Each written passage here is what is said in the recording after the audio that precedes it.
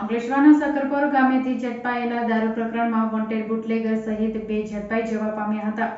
ગત 2 જુલાઈના ભરૂચ એલસીબી પોલીસે ઇકો કાર અને દારૂ મળી 3.36 લાખનો મુદ્દામાલ જપ્ત કરી જૂના દીવાના બુટલેગરને વોન્ટેડ જાહેર કર્યા હતા.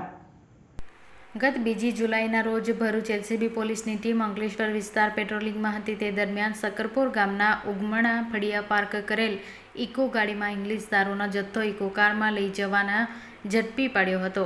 પોલીસે 36,609 દારૂ અને 3 લાખનો ઇકો ગાડી મળી કુલ કિંમત રૂપિયા 3.36 લાખનો મુદ્દામાલ જપ્ત કરી જૂના દીવી ગામના જયેશ વસાવાને વોન્ટેડ જાહેર કરી તેની વિરુદ્ધ અંકલેશ્વર રૂરલ પોલીસ મથકમાં ફરિયાદ નોંધાવી હતી.